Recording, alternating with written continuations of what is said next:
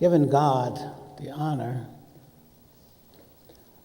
I want to thank you for the invitation to come and share with you. Thank you for that introduction, Dr. McDowell. And I want to say that I really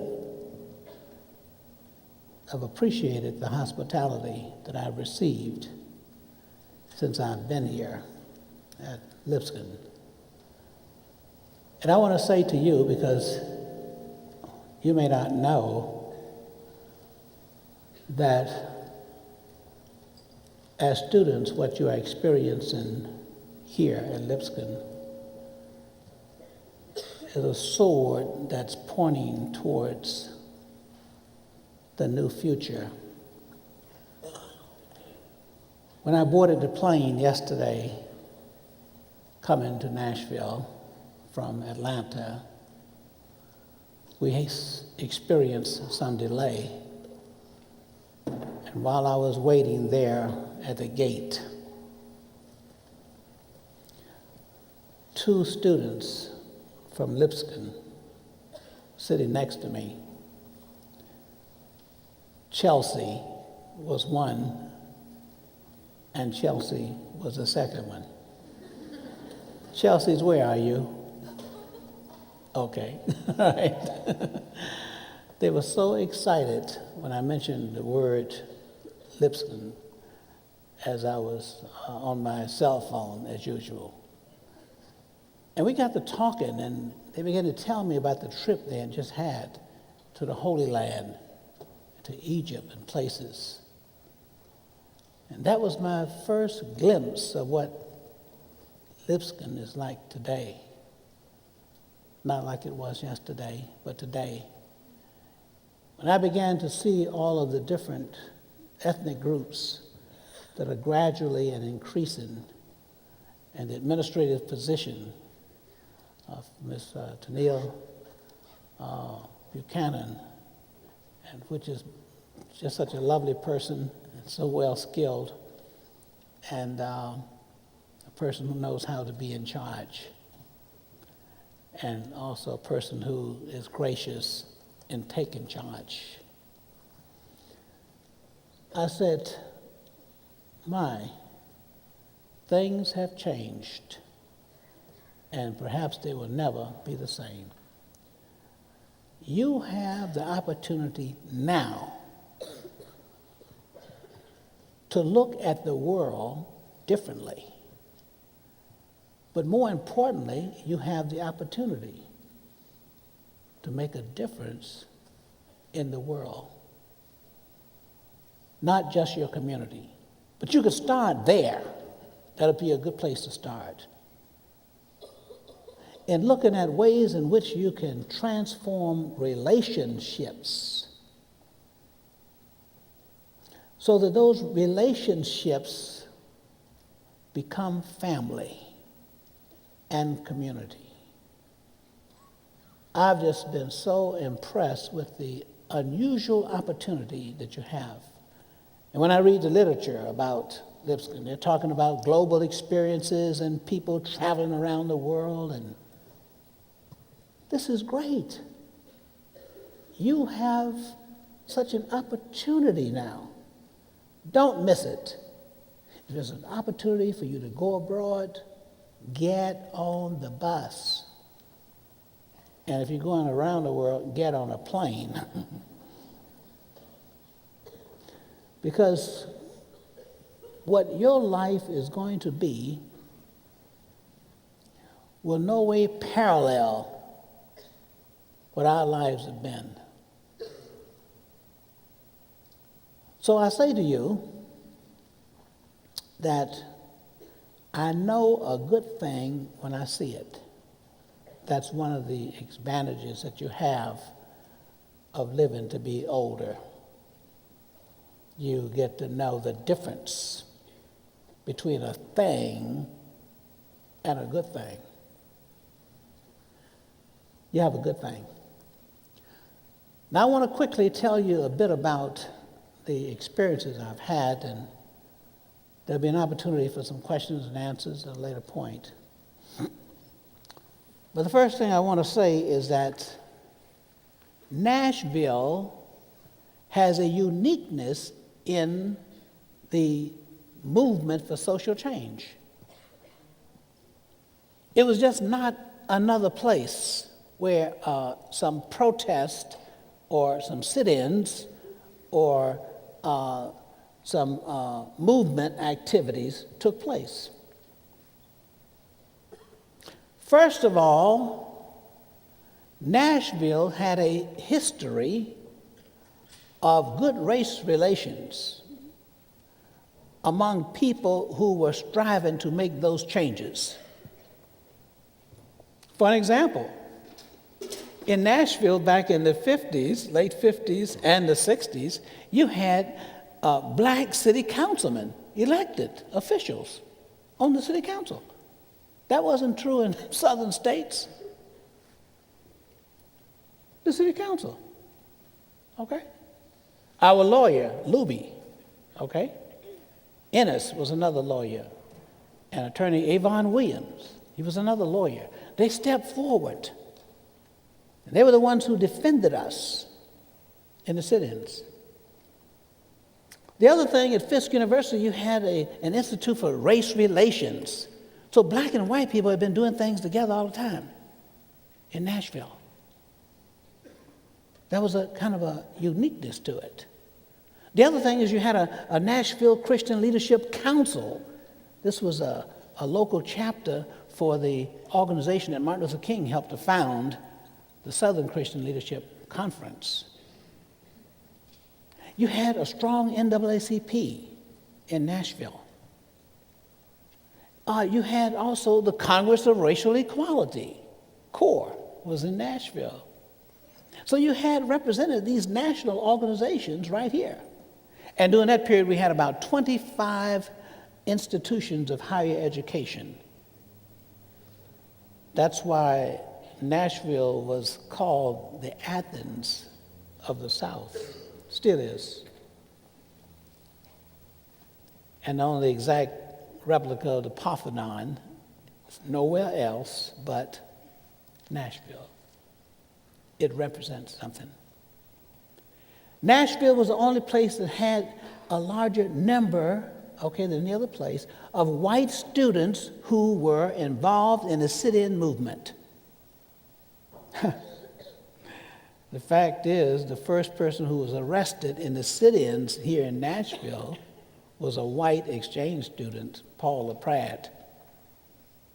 Yes.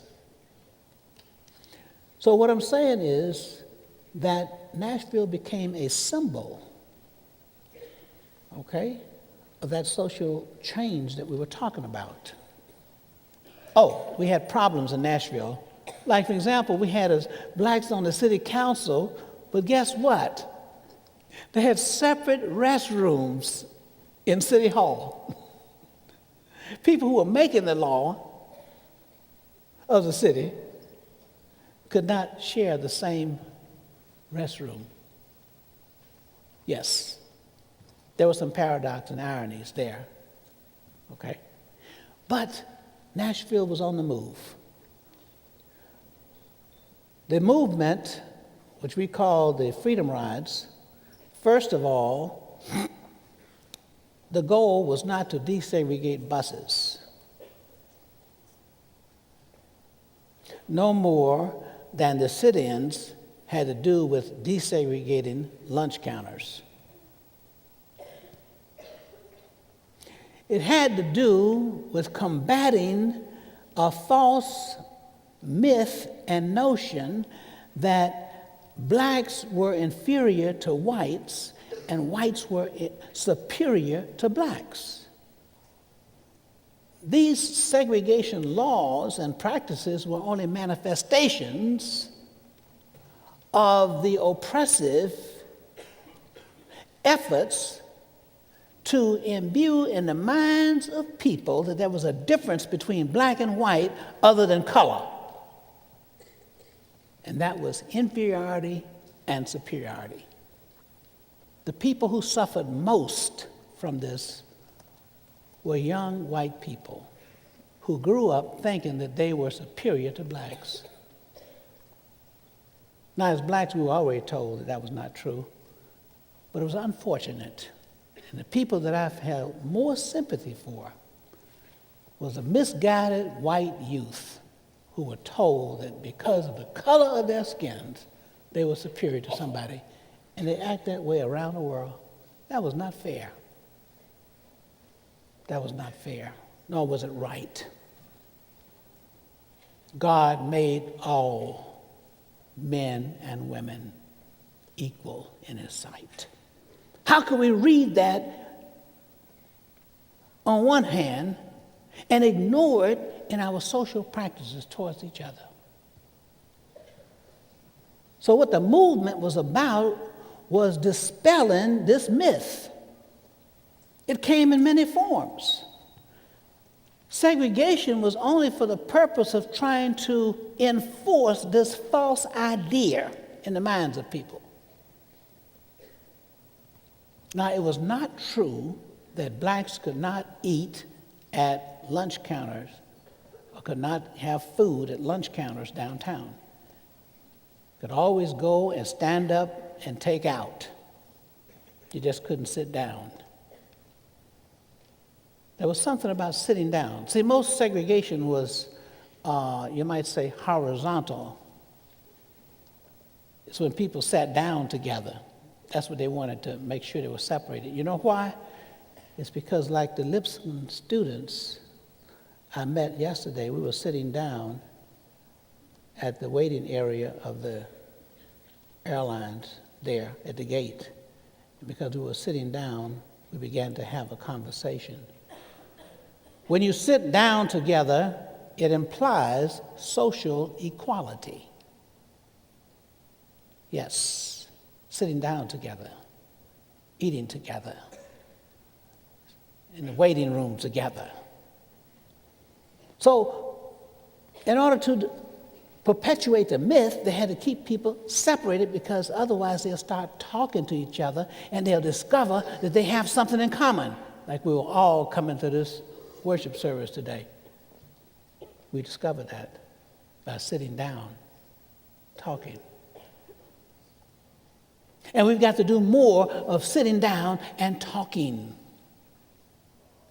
That's how we learn about each other. And guess what? We also learn about ourselves when we're sitting down talking. That's what that was all about. Same thing was riding the buses.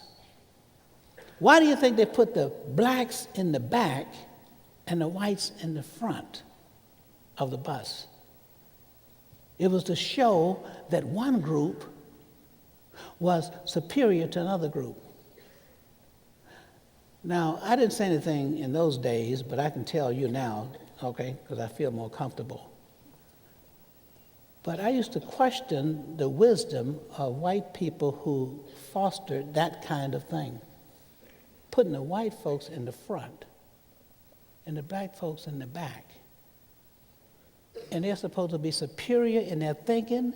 And most of the accidents that happen on the bus are in the front of the bus, and most people got injured in a wreck were on the front of the bus. And they superior? I ain't want that kind of superiority. How many times have we had to step over bloody white bodies in the front of the bus trying to get off?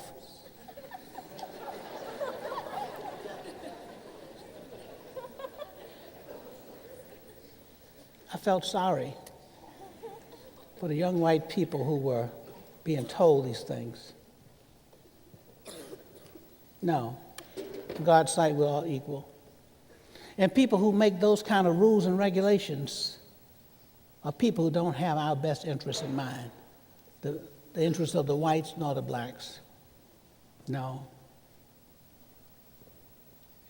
We've come to a new day now. Thank God that I'm here to see the new day coming. As I stand here and I look in your faces, I see a new day. I'm okay. I'm okay now, because you're going to have to take the torch. But not only in this country, you're going to have to take it around the world. Thy kingdom come on earth. On earth. That's what we're talking about. The kingdom is coming on earth as it is in heaven. People ask me, well, what is it that made you stand up and risk your life and drop out of school? The people you see here, when we went on the Freedom Ride, we dropped out of school in the middle of our exams. Yes. The people you sitting here. There was a more important test. Now, the uniqueness of Nashville is that, for example, in my case, if you were going to go on the Freedom Rides in May of 1961, if you were not 21 years old, you had to have parental permission. Your parents at age 21. That's right. Parental permission. So John Lewis and I had decided we were going, and he was already 21 in February. I wasn't going to be 21 until July. We both applied, but they told me I had parental permission. So I sent the papers off to my parents. One finished the 8th grade, the other finished the 7th. I was the first one in my family to go to college. And in Tampa, Florida, I was in Nashville in school here, American Baptist College over here. I sent the papers off, and then I didn't hear anything. I made a phone call, and I said, Daddy, did you receive that the forms that you had to fill out? I mean, you had to sign. You don't have to do anything, just sign and send them back to me. I need them right away. You know, sometimes you have school forms and things that they have to fill out, applications for, financial aid, so, that kind of thing or whatever. And so I said, just send them back right away. And my father said, in his stern voice, do you think we didn't read this? I said to myself, I hope you hadn't read it. Yeah. Hope you hadn't read it. He said, we're not going to sign your death warrant. So going on the Freedom Rides was already considered something that was so dangerous that it was not even expected that we would survive. That would have been the miracle. Survival. So I couldn't go with CORE. But when the Freedom Rides were stopped in Anniston, Alabama, by the bus being burned, and also in Birmingham, Alabama, when they pulled the people off of the Trailways bus and beat them unmercifully, then the Freedom Rides came to a temporary halt because it was too dangerous, no protection for them. There were people who tried to kill them. They held the door of the Greyhound bus after they threw the incendiary bomb on the bus, and it broke out and fire all over the place and smoke. And there were people on the outside who were holding the door so that the people could not even get off and escape the fire. And thank God for brilliant minds. One of those Klansmen out there said, this bus has a gas tank on it, and if that gas tank explodes, not only will it kill the people who are on the bus, but the people who are holding the door. Let's go. They took off. That gave the opportunity for the people to escape without losing their life. It was dangerous. Yes, we knew that. But you see, when CORE suspended the rides, I didn't need parental permission, because those from Nashville took charge. We said, no, we can't halt the Freedom Rides. Diane Nash had just gotten out of jail down in Rock Hill, North Carolina. She was fresh out of jail. She came back to Nashville. John Lewis had temporarily gotten off of the rides to go to Philadelphia to make application for overseas project and rejoin the march, the Freedom Rides. They came through Nashville, and they said, let's go. And we said, when do we go? They say, now. Nashville, okay, was unique because Diane said that we cannot wait until the fires and the cinders cool and the smoke disappears. We must go and strike while the iron is hot. Because we've been trained by James Lawson Jr. on strategies of nonviolent social change. Not just how to make a protest, but how to change things. That's why SNCC was founded in Easter weekend of 1960. There was no coincidence that Marion Barry was the first chairman. In fact, we had more chairmen of SNCC, national chairmen, came out of Nashville than any other sit-ins. John Lewis, Marion Barry. That's no coincidence. No. Nashville has always taken the lead. But not only did the students go, once we ran into violence in Montgomery, Alabama, guess what happened? The ministers left their churches and joined us. The thing that was unique about Nashville is that we were not sort of renegade students. These were our professors. Can you imagine being joined in jail by your faculty member, your professor? Yes, they showed up. C.T. Vivian was my homiletics professor at American Baptist College. Can you imagine that? Jim Lawson, he was our teacher and our trainer. He was now in jail with us. There was something very unique about Nashville that made the difference. And that freedom ride, had it stopped, it would have been very difficult to get it started again, I predict. But because we struck while the iron was hot, 400 other people joined us on that freedom ride and went on to Jackson, Mississippi, in spite of the violence. William Barbee, a Nashville native, on that day when we were mobbed at the bus station in Montgomery, Alabama, those of you who saw the film, The Freedom Rides, he was from Nashville. And they threw him down on the pavement there on the bus parking lot, and a man put his foot on Barbee's neck. I saw it with my own eyes. I saw John Lewis being hit with a crate. I was standing next to him, Coca-Cola crate. I can tell him and I can describe what happened since he was hit. Okay, I saw it. I saw Jim Swearick being beaten and picked up and knocked down again over and over this rail. I saw it. William Barbee, the man put his foot, his Brogang shoe on his neck, and then another one forced a lead pipe down his ear. I saw the violence. But the ministers in Nashville did not leave us. They came and they joined us. They were in jail with us. They were on the buses with us. Yes, that was unique. I don't know how many other cities where you had sit-ins where the adults joined the students physically. Support was there, yes, but I'm talking about putting their bodies on the line.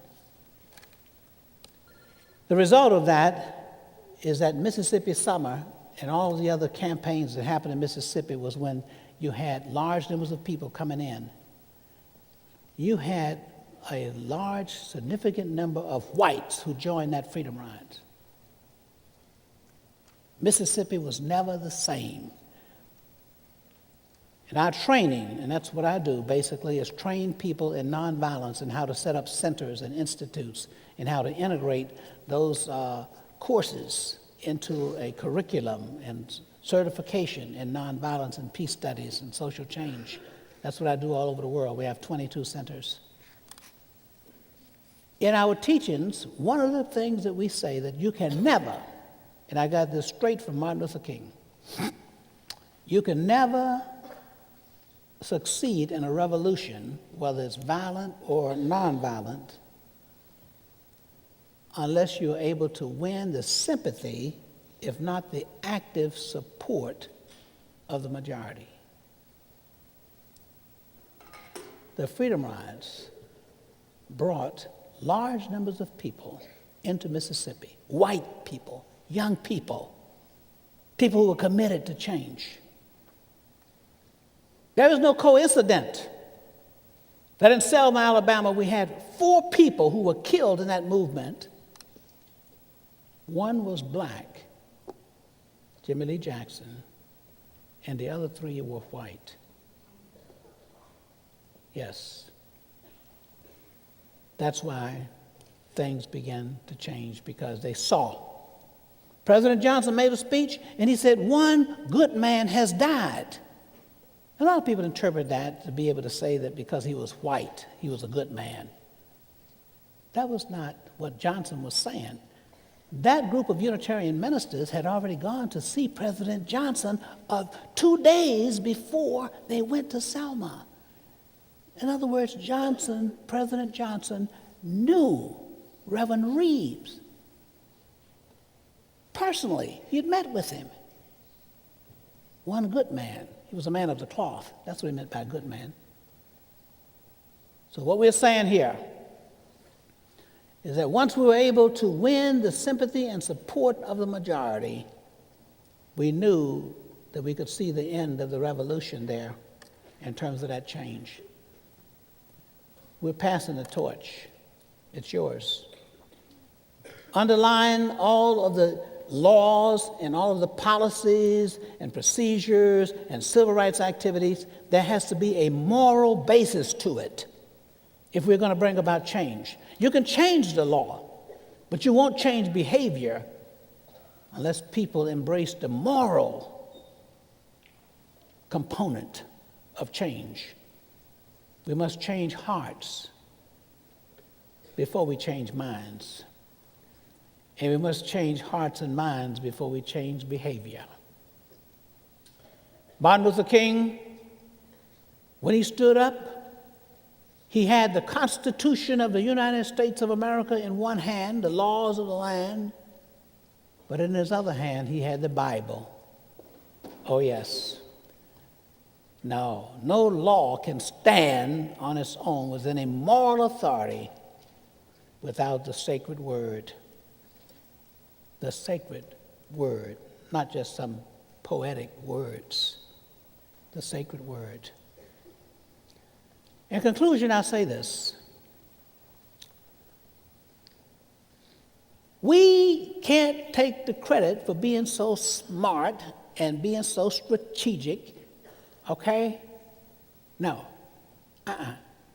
We were spirit-led. That's why we took the action we took.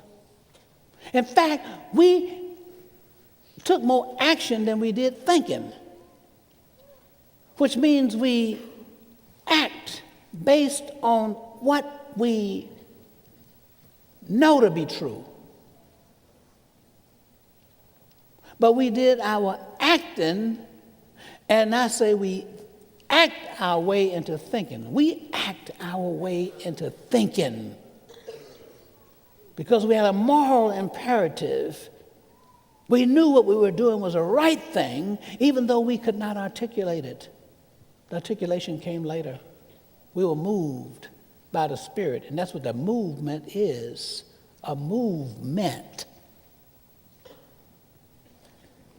Finally, when you think of life, it's a short trip. No, it's a short trip. Yeah.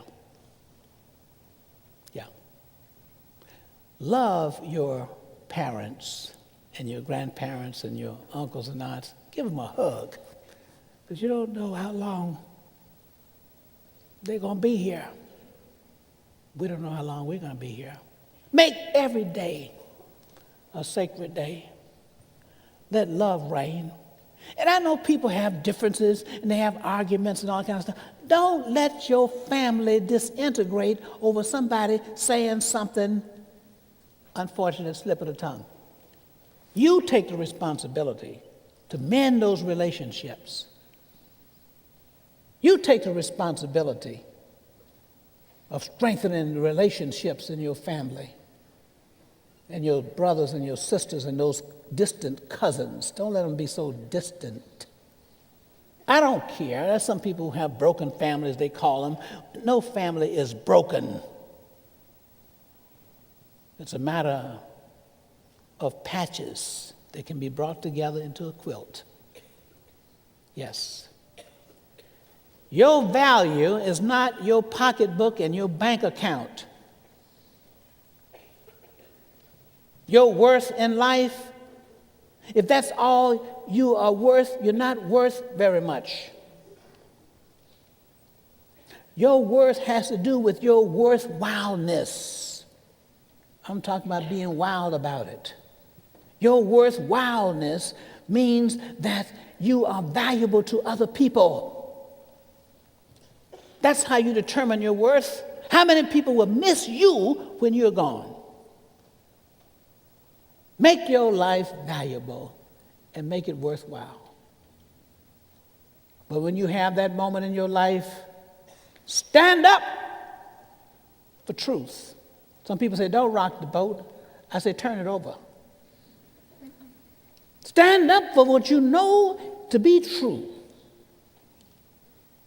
Don't stand on a fence. Life is too short. People say it's none of my business. Whose business is it? Injustice anywhere, as Martin Luther King said, is a threat to justice everywhere. What affects one person directly affects every one of us indirectly. We're only one garment weaved together, and that's global. So I want to say to you, take the torch, run with it. This life is not a 100-yard dash, it's a relay. You will have grandchildren that will live in the 22nd century. Yes. We've done what we could do with our century. It's up to you.